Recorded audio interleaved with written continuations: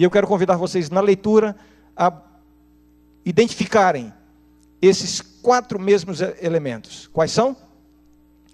Uma ordem, uma promessa, uma obediência e uma bênção.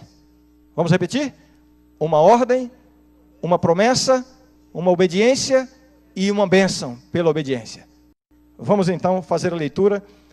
Eu vou pegar a parte final do primeiro ato, verso 7, e vamos fazer a leitura até o verso 16. Vejam, diz assim: mas passados dias a torrente secou, porque não chovia sobre a terra. Então lhe veio a palavra do Senhor dizendo, olha aí a ordem: dispõe-te e vai a Sarepta, que pertence a Sidom, e demora-te ali, onde ordenei a uma mulher viúva que te dê comida. Você já percebeu a promessa também? A ordem e a promessa. Verso 10 agora, a obediência. Então ele se levantou e se foi a Sarepta. Chegando à porta da cidade, você percebe agora que uma interrupção.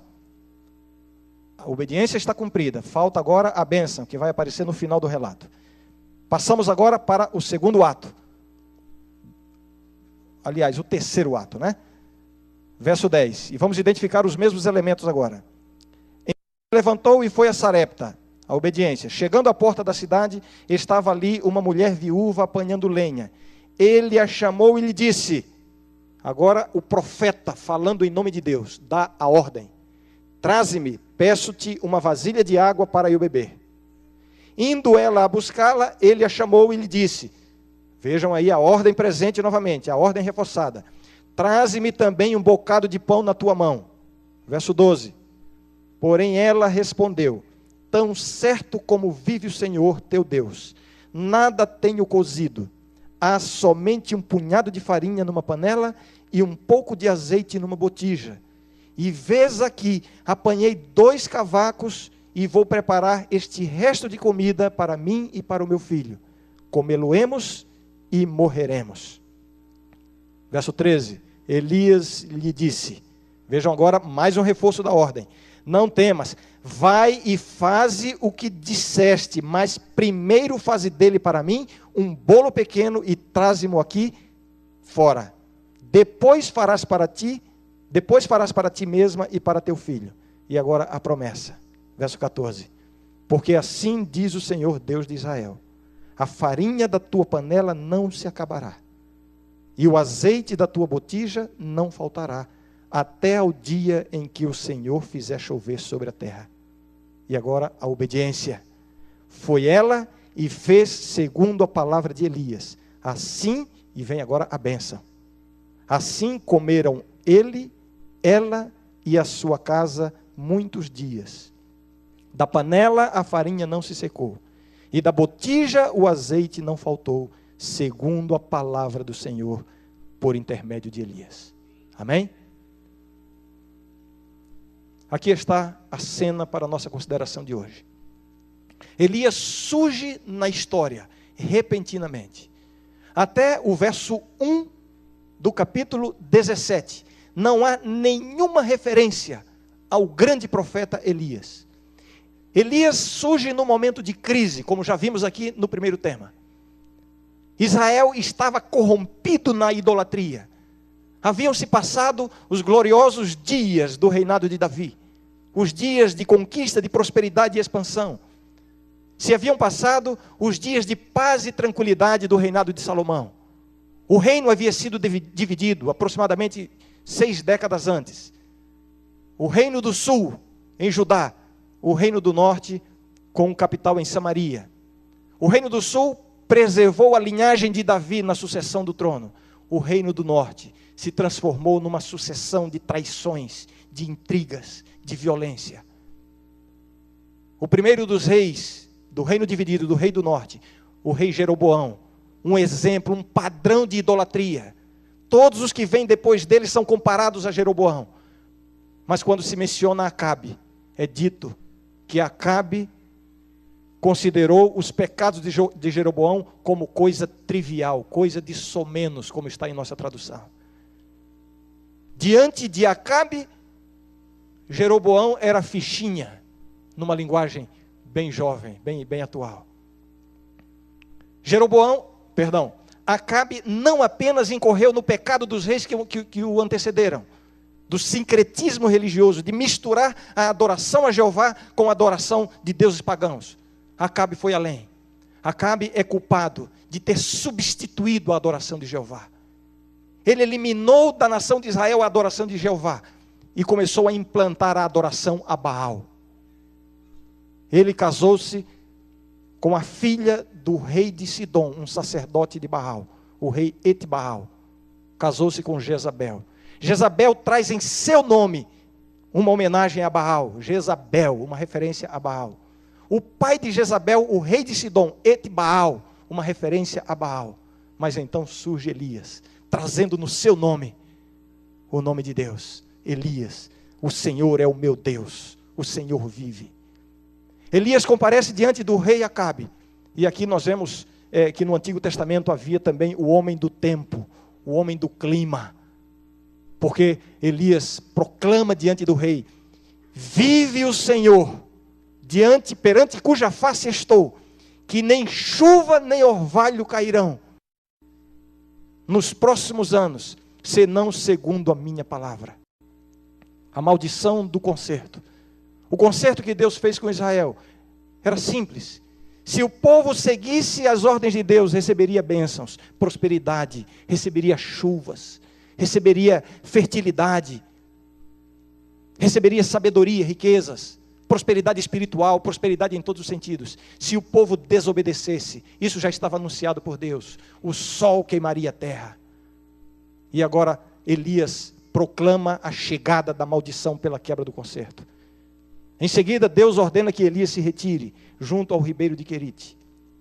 Se passam ali muitos meses. Elias refugiado, Elias isolado. Elias passa um tempo no isolamento. Por quê? Porque antes de subir ao Carmelo, Deus precisava cortar Elias. Querite significa cortar ou cortado. Antes da grande obra, do grande confronto no Carmelo, Elias precisava ser burilado por Deus. Basicamente foi isto que nós vimos no tema anterior, no primeiro tema da série. Mas agora vem a história de hoje. A história de hoje nos ensina uma lição da provisão de Deus, da providência de Deus, do cuidado de Deus para com os seus filhos. Mas vejam, a história de hoje nos ensina a doutrina da providência de Deus. Mas eu quero chamar a sua atenção de que na história de hoje existe uma outra história que não está explícita nessas palavras, e nós vamos ver. Existe uma ironia nessa história. Deus diz a Elias, quando seca o ribeiro de Querite. Interessante, Deus havia enviado Elias para o ribeiro de Querite, porque lá ele teria água e comida, mas de repente o ribeiro secou. Mas quando o ribeiro secou, o riacho secou, Deus dá uma ordem. Coisas estranhas que Deus coloca na nossa vida. Bem, o próprio fato de Deus ter enviado Elias para aquele lugar para ser alimentado por corvos já é estranho. Foge a qualquer expectativa. Corvos são aves imundas, estão associadas à morte na Bíblia. Mas agora Deus dá mais uma ordem a Elias. Elias, vai a Sarepta, que está em Sidom. Isto é relevante para a nossa consideração. E lá eu já tenho uma viúva que vai te sustentar. Vejam que ironia. Acabe, rei de Israel, se casa com a filha do rei de Sidom. Elias, o profeta do Senhor, é enviado por Deus para uma súdita do rei de Sidom. Acabe, rei de Israel, e a sua esposa Jezabel, filha do rei de Sidom, estão perseguindo Elias por toda parte. Mas Elias, o profeta do Senhor, está protegido lá no território de Sidom. Acabe, rei de Israel, se casa com aquela que propaga a adoração de Baal por Israel. Acabe e Jezabel proclamam através da sua própria vida que Baal é Deus. E Elias, o profeta do Senhor, se refugia em Sidom, Uma nação onde Baal reina supremo. Que ironia! Que ironia é esta? Acabe, rei de Israel, por causa da sua desobediência e da sua idolatria, atrai para a nação de Israel a maldição do concerto, a maldição de Deus. Elias, profeta do Senhor, leva a bênção do concerto, a bênção de Deus, aos sidônios, a viúva de Sarepta. Como é irônica essa cena. Mas agora nós vemos nessa história a doutrina da providência de Deus, do cuidado de Deus para com todos aqueles que obedecem às ordens de Deus. Vejam, o padrão estabelecido na história: uma ordem, uma promessa, uma obediência e uma bênção. Elias vai ao ribeiro de Querite, porque lá eu te sustentarei. Elias foi, e lá Elias foi sustentado. Uma ordem, uma promessa, uma obediência, uma bênção. Elias agora vai, recebe a segunda ordem. Elias vai a Sarepta, porque lá eu tenho uma viúva que vai te sustentar. Elias foi, e então aconteceu o que nós lemos, um milagre, e Elias foi sustentado. Uma ordem, uma promessa, uma obediência e uma bênção. Elias se encontra com a viúva de Sarepta e diz para ela: me dá um pouco d'água. Quando ela sai para buscar água, ele chama e diz: não, olha, não é só água que eu quero não, eu quero pão também. Que profeta egoísta é esse? O que se esperava era que Elias fosse lá cuidar da viúva. Não é este o plano de Deus? Que se cuidem das viúvas e dos órfãos. Elias estava muito bem cuidado, obrigado. Elias não tinha passado fome. Durante todos aqueles meses de seca, de fome por toda aquela terra, Elias estava sendo sustentado muito bem, comendo pelo menos 2 refeições por dia. Pão e carne e água à vontade. Agora Elias se aproxima de uma mulher que está esfaimada, que está, quem sabe, carne e osso. Ali, como se diz, cuidando dos últimos bocados. Uma pobre viúva com o seu filho, na expectativa de morrer de fome, ambos já morrendo de fome, e chega o profeta do Senhor. O que se esperava nessa cena? Que o profeta do Senhor fosse alimentar a viúva, mas não é isso que Elias faz.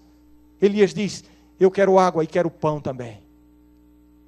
Ela desenvolve aquele diálogo que nós já lemos aqui. Elias insiste: vai e traze para mim primeiro, depois para você e para o seu filho, porque não faltará farinha na panela, nem azeite na botija. E ela foi e fez assim: uma ordem, uma promessa, uma obediência e uma bênção. Este é o padrão que Deus usa em nossa vida. Este é o padrão.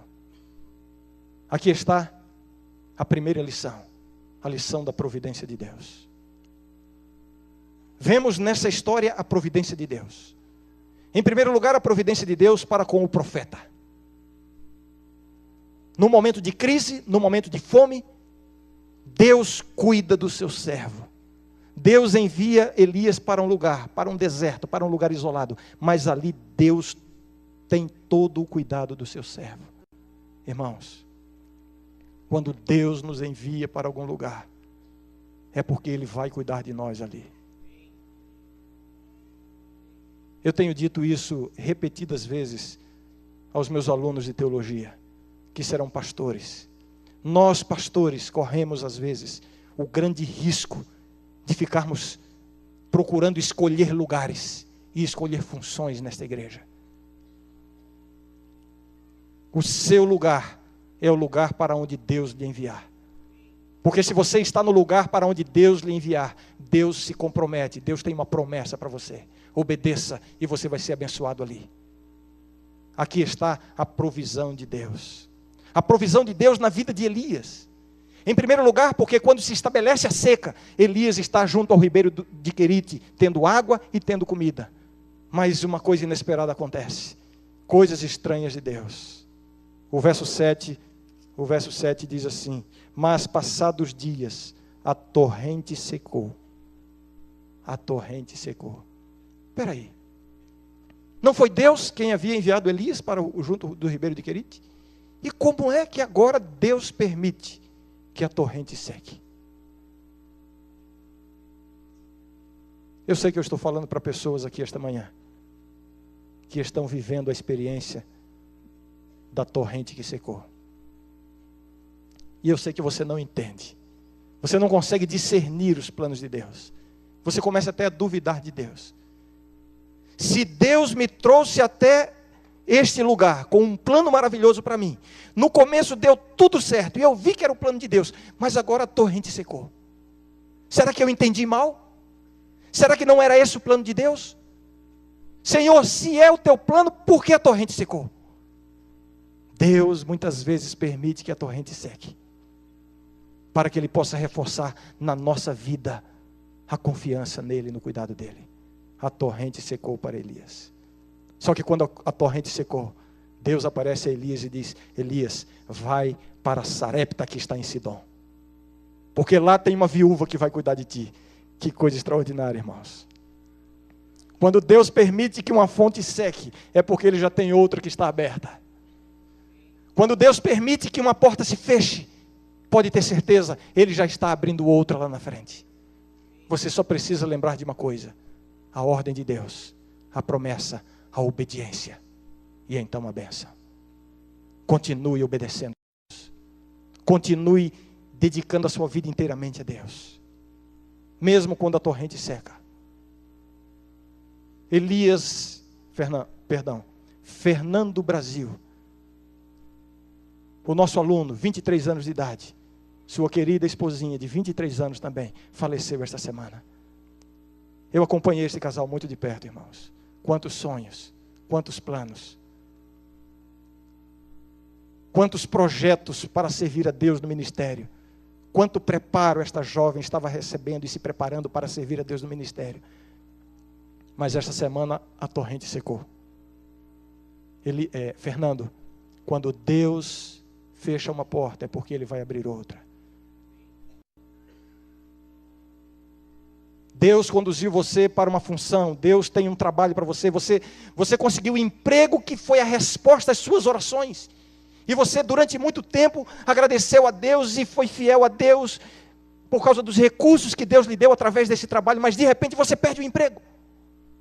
Aí vem a dúvida: então esse emprego não foi dado por Deus? Porque se foi dado por Deus, como é que eu perco o emprego agora? Deus enviou Elias para o ribeiro de Querite, mas foi o ribeiro de Querite que secou. Deus às vezes permite que a torrente se seque, mas quando Deus permite que uma torrente se seque, é porque Ele já está abrindo outra fonte. Quando uma porta se fecha, você só tem que lembrar de uma coisa: uma ordem, uma promessa, a obediência, e então a bênção. Continue com Deus, não desista de Deus. Quando Deus permite que uma porta se feche, é porque outra já está sendo aberta. Você só precisa confiar em Deus. Outro dia, alguém estava desabafando, me procurou para desabafar, pedir oração. Pastor, eu orei tanto por esse meu namorado. Ah, pastor, eu sempre vi que foi a bênção de Deus que o trouxe para mim, mas pastor, ele acabou o namoro. E aquela jovem estava angustiada, não podia entender o plano de Deus. Se foi Deus que conduziu, e ela tinha evidências que havia sido o plano de Deus. A história deles mostrava que era um relacionamento que tinha a bênção de Deus, mas agora acabou. Não tem perspectiva de volta. Então não era o plano de Deus? Deus enviou Elias para o ribeiro de Querite, mas Deus permitiu que a fonte secasse. Agora lembre, quando Deus permite que uma fonte seque, é porque Ele já está abrindo outra fonte para você. Você só não pode esquecer de uma coisa: uma promessa, uma ordem, uma promessa, a obediência, e então a bênção. Não desista de Deus. Não desvie o seu pé dos caminhos de Deus. O nosso grande problema é que nós queremos buscar a Deus somente na hora que a fonte seca. Aí vamos desesperados. É quando faltam recursos, é quando as coisas dão errado, é quando você é rejeitado, é quando você é traído, é quando tudo parece que está contra você. Aí você se lembra de Deus. Você tem que se lembrar de Deus quando a fonte está jorrando. Uma ordem, uma promessa, uma obediência, e então a bênção de Deus na crise.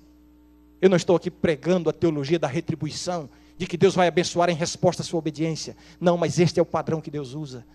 Deus quer revelar ao mundo e ao universo que existe vantagem em obedecer à lei de Deus. Não é uma questão de tomar lá da cá, é uma questão de demonstrar para o mundo, para o universo, que nós só encontramos sentido na vida entregando a nossa vida e vivendo de acordo com os princípios de Deus. Aqui está a teologia da providência, do cuidado de Deus. Deus cuida de nós. Mas vemos também a providência de Deus, não somente na história de Elias, a providência de Deus na história de quem? De quem, irmãos? Da viúva. Aquela pobre viúva estava fora dos limites da terra prometida por Deus a Israel. Não fazia parte do povo de Deus. Não havia esperança para ela. Viúva, viúva naquele tempo era sinônimo de pobreza, não havia ninguém por ela. Um filho. A comida acabando, estava condenada à morte. Mas então surge o profeta. Na verdade, quem surge na vida da viúva de Sarepta é o próprio Deus, na pessoa do seu profeta. Elias ali está representando Deus diante da viúva. E ali se estabelece o padrão, uma ordem, uma promessa, uma obediência e uma bênção. Eu quero chamar a sua atenção para o verso 12. O verso 12, verso 11 e 12, diz assim: depois que Elias dá a ordem pedindo para ela que o sirva, indo ela buscá-la, ele a chamou e lhe disse: traze-me também um bocado de pão na tua mão. Porém ela respondeu. Eu quero chamar a sua atenção agora, fique muito atento para o discurso feito pela viúva de Sarepta. O discurso dela é agora o verso 12, né? Porém ela respondeu: tão certo como vive o Senhor. Isso aqui é uma questão de tradução. No original, o discurso dela começa assim: vive o Senhor. Essa é a expressão que está no original. Vive o Senhor, teu Deus. Nada tenho cozido. Há somente um punhado de farinha numa panela e um pouco de azeite numa botija. E vês aqui, apanhei 2 cavacos e vou preparar esse resto de comida para mim e para o meu filho. Comê-lo-emos e nós morreremos. Tinha alguma coisa de errado. Havia alguma coisa de errado na vida desta pobre mulher. Mas o seu discurso revela o que havia de errado. Aqui, a viúva de Sarepta é confrontada com a questão da vida e da morte. E ela pronuncia isso com os seus próprios lábios. Ela começa o seu discurso falando de vida, termina o seu discurso falando de morte. Ela começa dizendo: vive o Senhor teu Deus, e termina dizendo: nós, eu e meu filho, morreremos. O que ela está dizendo com isso? Em outras palavras, ela está dizendo: Elias, o teu Deus vive. Jeová, o Deus de Israel, é um Deus vivo. Mas sabe, Elias, o fato de Deus estar vivo não está fazendo nenhuma diferença para mim e para o meu filho, porque nós morreremos. Quando eu me deparei com essa compreensão desse discurso, eu comecei a pensar na vida de muitos cristãos que convivem conosco. Talvez seja a experiência de muitos que aqui estão nesta manhã. Às vezes parece que o fato de Deus existir, de Deus ser um Deus vivo, poderoso, onipresente, onisciente, às vezes parece que este fato não está fazendo diferença na sua vida. Deus vive, mas nós morreremos. Você tem procurado servir a Deus de todas as formas, mas parece que nada melhora na sua vida. Deus vive, mas nós morreremos. Não tem feito diferença na minha vida. E eu tenho ouvido tantas pessoas dizerem expressões tipo assim: pastor, eu tenho dedicado a minha família, o meu casamento a Deus, mas veja, meu casamento está se diluindo, está tudo dando errado. Minha esposa, meu esposo, o relacionamento, está tudo perdido. A gente está vendo um poço sem nenhuma luz no fundo. Nós temos servido a Deus, esse Deus que vive, mas nós estamos morrendo, o nosso casamento está morrendo. Será que o fato de Deus viver, de Deus ser um Deus vivo, não vai fazer diferença na minha vida, no meu casamento, na minha família? Eu tenho ouvido pessoas dizerem assim: eu tenho sido fiel a Deus, eu tenho procurado ajudar a igreja, eu tenho procurado compartilhar os meus recursos com a igreja, com os necessitados, eu tenho participado de projetos missionários da igreja, mas a minha própria vida espiritual está um bagaço. Eu não consigo vencer a tentação, eu não consigo vencer o pecado.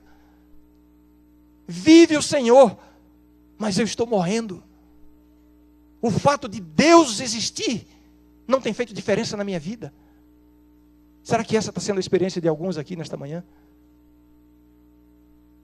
Você crê em Deus, você é membro da igreja, você tem procurado se separar do mundo, com falhas ou sem falhas, você está aqui, servindo a Deus, mas existem aspectos da sua vida, que parece que estão fora do alcance de Deus, parece que Deus não está vendo, parece que Deus não consegue tocar. Vive o Senhor, mas nós estamos morrendo. Deus parece que às vezes não faz diferença na vida de alguns de nós. Quando o profeta ouviu esse discurso da viúva de Sarepta, ele então explica para ela onde está o problema.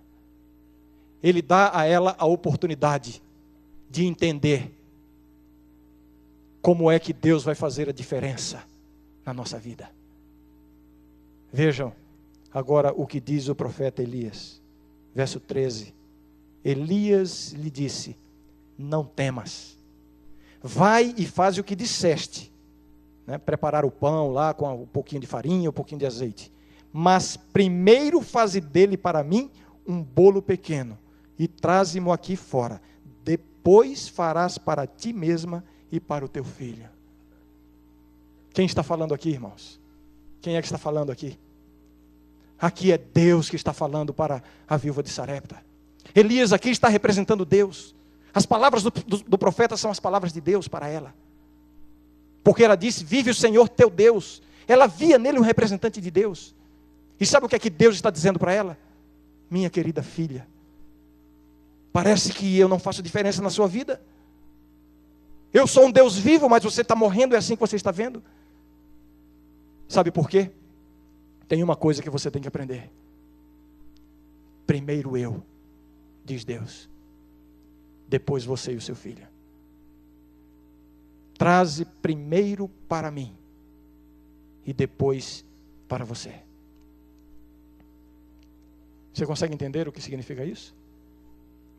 Você quer que Deus faça a diferença na sua vida? Então coloque Deus em primeiro lugar na sua vida. É só isso que falta. Porque Deus é um Deus vivo. Ele é um Deus poderoso. Ele tem absoluto controle sobre todas as situações da vida. O problema não está em Deus. O problema está, a questão aqui é somente uma: em quem é que você confia para o seu sustento? Em quem é que você confia para a sua vida? Para as vitórias na sua vida espiritual? Em si mesmo e nos seus recursos? Ou em Deus? Confiar em Deus não é uma questão de palavras, não é uma questão de profissão de fé. Confiar em Deus é uma questão de dar a Ele primeiro. Em primeiro lugar, Deus. O que foi que ela fez? Quando ela entendeu o que o profeta disse, o que foi que ela fez? Ela obedeceu. Qual é o padrão, irmãos? Qual é o padrão? Uma ordem, uma promessa, uma obediência e uma bênção. Ela obedeceu. Ah, mas ela tinha tantos motivos para não obedecer. Que acham vocês? Que acham vocês? Ela poderia encontrar para si mesma argumentos extremamente convincentes para não obedecer. Em primeiro lugar, ela poderia pensar: não, ele é que tem a obrigação de me sustentar e não eu a ele. A igreja é que tem que me sustentar e não eu a igreja. Você já ouviu essa expressão alguma vez? A igreja não precisa dos meus recursos, eu é que preciso dos recursos da igreja. A viúva poderia olhar para Elias e dizer assim: olha como ele está coradinho, Olha como ele está gordinho, ele comeu muito bem durante esses meses de seca. Ele não precisa dos meus recursos, ele não precisa daquilo que me falta. Um restinho de farinha, um restinho de azeite, porque a ele está sobrando. Mas Deus insiste, traze para mim primeiro. Traze para mim primeiro. Primeiro Deus, depois você mesmo. Esta foi a ordem de Deus para a viúva. Quantos argumentos nós temos usado para não darmos para Deus primeiro? Quem sabe alguns desses que eu mencionei aqui. Como é que Deus está pedindo daquilo que me está faltando? A questão aqui não é uma questão de mais recursos ou menos recursos, é uma questão de fé e confiança em Deus. Há poucas semanas atrás, eu testemunhei uma experiência que tem sido inspiradora para mim, aqui na nossa comunidade. No meu programa de visitação pastoral, alguém me indicou uma família. Eu não vou mencionar o nome porque eu não os avisei que estaria contando essa história, e nem havia planejado contar essa história.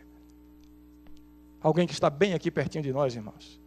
Eu fui visitar 3 pessoas na casa, 3 idosos. Um casal, ambos doentes e inválidos. E a sogra, ou a mãe dela, doente e inválida. Precisam tomar uma porção de remédios. E precisam ter uma alimentação específica para suportar as dores que sentem por causa da enfermidade. A primeira vez que eu fui visitá-los, fui orar com eles, conhecer a situação deles. Eles me contaram o drama que eles vivem. Interessante, naquela primeira visita, ele me disse assim: pastor, já faz muitos meses que eu estou guardando o meu dízimo aqui. Por favor, eu quero entregar para que o senhor leve. E a minha resposta foi: irmão, eu não vou me sentir bem. A primeira vez que eu venho lhe visitar, vou sair daqui com um envelope de dinheiro. Eu não vou me sentir bem com isso. Eu vou providenciar depois, ou depois eu faço uma nova visita, e guarde aí. E eu vendo a dificuldade daquela família. Eles não tinham o suficiente para a alimentação adequada, nem para todos os remédios. Evidentemente, o dízimo não deveria ser um valor muito grande. E eu saí daquela casa. Alguns dias depois eu voltei lá, eu nem lembrava do tal do envelope. Fui perguntar como estavam as coisas. E ele me disse assim: pastor, eu preciso de leite. Porque os nutrientes do leite, enfim, ele me explicou lá a questão por causa da enfermidade dele. Eu disse: você não tem leite? Aí eu perguntei: escuta, irmão, não está dando para comprar o leite? Ele disse: pastor, é o seguinte, cada mês, quando eu recebo o meu salário, eu tenho que decidir se eu compro todos os remédios que nós precisamos, ou se eu compro toda a alimentação que nós precisamos. Este mês eu optei pelos remédios porque eu precisava, mas não deu para comprar tudo que nós precisamos comer. Eu saí dali e voltei em seguida, levando alguns alimentos, uma caixa de leite. Orei com eles. E quando eu estava saindo, ele disse: ah, pastor, leve o envelope de dízimo. Eu disse: ah, tá bem. Peguei, pus no bolso e vim embora. Deixei em casa até que chegasse o sábado. No sábado eu entreguei aqui. A minha surpresa, irmãos, eu sei que isso pode não significar muita coisa para muita gente aqui. Mas aquela família que não estava tendo o que comer, quando nós abrimos o envelope, nós contamos ali R$1.310 de dízimo. Ele não tinha o leite para tomar por causa da sua doença. Este homem entendeu o que significa a ordem de Deus: para mim primeiro, depois para ti e para o teu filho. Deus não quer a miséria de ninguém. Alguém pode agora questionar: mas se ele é tão fiel, por que está em tanta dificuldade? Nós não podemos avaliar as bênçãos de Deus. Nós não podemos medir as bênçãos de Deus somente pelas coisas exteriores. A experiência dessa família está sendo uma inspiração para mim e para muitas pessoas que estão conhecendo essa história. Talvez essa seja a maior bênção que Deus tem para eles. Ser um instrumento de Deus para levar outras pessoas aos pés de Deus. A verdade é que Deus cuida dos seus filhos. Você precisa confiar nisso. Deus cuida dos seus filhos. Deus usa de meios naturais e de meios sobrenaturais. Com Elias, a fonte de Querite, um meio natural. Os corvos trazendo alimento, um meio sobrenatural. O natural é que os corvos comessem o pão e a carne. Deus tem todos os recursos para nos ajudar. Quando tudo parece sem saída, você pode ter certeza, Deus tem meios. Deus tem meios. Você só precisa entender uma coisa: coloque Deus em primeiro lugar na sua vida. Não é uma questão de ter recursos ou de não ter recursos. É uma questão de confiar em Deus ou de não confiar. A viúva disse: vive o Senhor, nós morreremos. Mas agora ela entendeu melhor que quando nós colocamos Deus em primeiro lugar, as coisas mudam. As coisas mudam. Deus começa a fazer a diferença em nossa vida. É isso que nós precisamos fazer. Eu falei para vocês que essa história de hoje tinha uma lição da providência e do cuidado de Deus. Mas eu falei que tinha também uma outra história dentro dessa história. E eu quero mostrar agora qual é a outra história que tem dentro dessa história. Mas eu quero começar mostrando isso, convidando vocês a assistirem agora o batismo do Everson e da Soraya.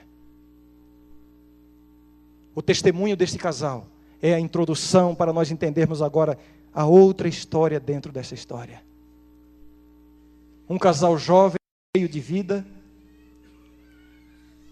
numa fase em que poderiam buscar os prazeres do mundo, as realizações que o mundo oferece, e tem todas as condições para isso, condições intelectuais, condições financeiras, condições em todos os sentidos, mas eles se encontraram com Deus, e Deus disse assim: Everson e Soraya, para mim primeiro, depois para você e o seu filho. Eles tinham agora que tomar a decisão, colocar Deus em primeiro lugar e depender de Deus para o seu sustento, ou então preferir depender dos seus próprios recursos. E aqui está o testemunho que eles estão dando, de que Deus está em primeiro lugar na vida deles. Isso aqui, irmãos, isso aqui é o Evangelho. Aqui estão as boas novas da salvação. Prezado Everson, prezada Soraya, devido à profissão de fé que vocês estão fazendo na pessoa do Senhor Jesus, porque vocês estão aceitando e demonstrando publicamente essa aceitação de Jesus como seu Salvador pessoal, porque vocês estão agora testemunhando publicamente essa entrega e se comprometendo diante de Deus e da igreja que vão buscar o poder de Deus para servi-lo. Os pastores Perestrelo e Osmundo, como ministros do Evangelho, seguindo a ordem do Mestre, os batizam em nome do Pai, do Filho, do Espírito e do Espírito Santo. Amém. Amém. Amém. Você consegue ver a história de Elias aqui? Você consegue ver a história de Elias? Então vamos ver qual é a outra história que está dentro dessa história. Ali está, os anjos de Deus estão se rejubilando nesse momento. A Bíblia diz que há festa no céu, há alegria no céu, quando um pecador se arrepende. Quando alguém entende que o verdadeiro significado da vida consiste em colocar Deus em primeiro lugar. Aí vem a ordem, a promessa, a obediência e a bênção. Aqui está a história de Elias. Uma história da providência e do cuidado de Deus. Mas o que mais você vê na história de Elias? Você está vendo somente uma história da providência e do cuidado de Deus? Eu quero dizer para vocês que essa história não é apenas uma história da providência e do cuidado de Deus. Essa aqui é a história da cruz. É a história do Evangelho. A história de Elias aponta para outro Elias, o Elias escatológico, Jesus Cristo. Elias, depois de haver declarado a maldição de Deus diante do rei Acabe, Deus lhe expulsou da terra prometida, lá para o ribeiro de Querite. Vejam, a nação de Israel peca, transgride o concerto. Elias é quem foi banido da presença de Deus, como se ele fosse o culpado.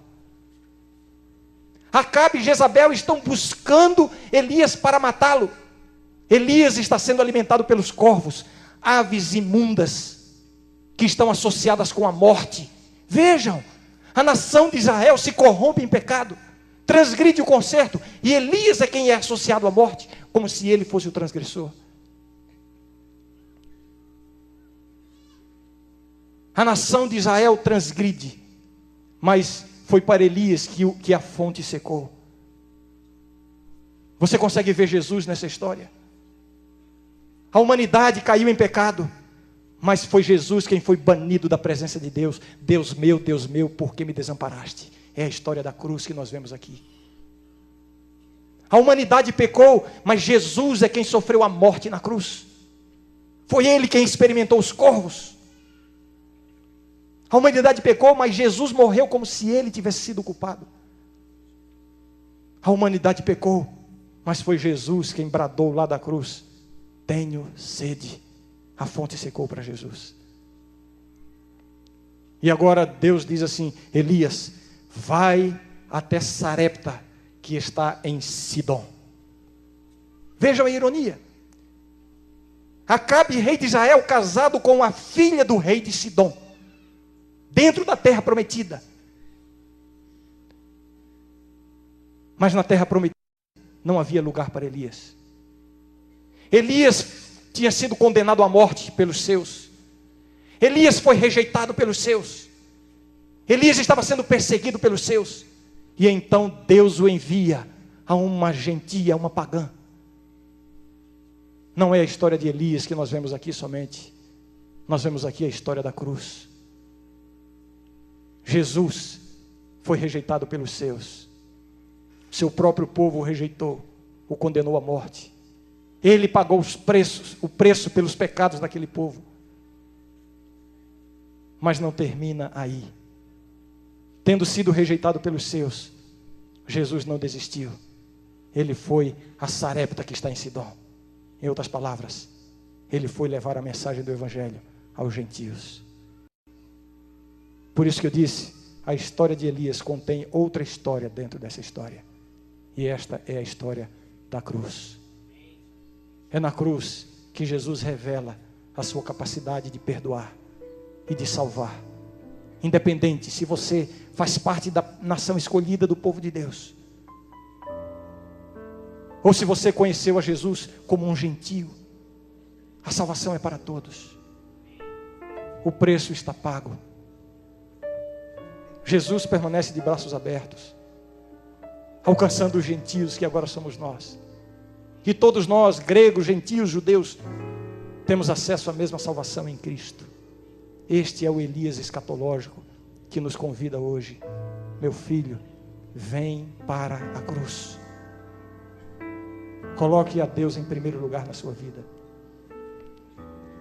Eu quero dar a oportunidade para aquelas pessoas que estão conosco nesta manhã e que estão precisando, pode vir, Regina, que estão precisando tomar uma decisão de colocar Deus em primeiro lugar na sua vida.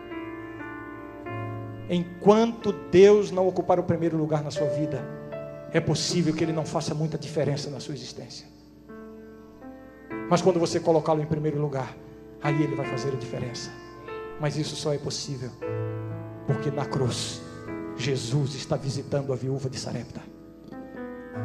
É na cruz que Ele está de braços abertos.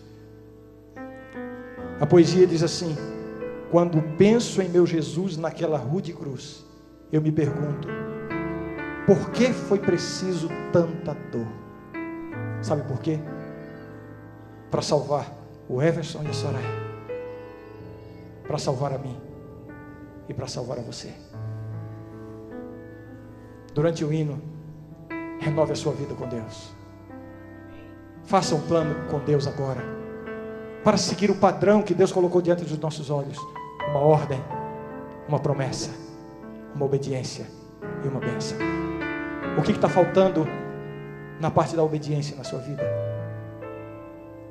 A poesia continua dizendo: quando penso em quão distante estou do meu Jesus, eu me pergunto, o que é preciso ainda acontecer para que eu entenda que sem Deus ninguém é nada. Renove a sua vida com Deus nesse momento.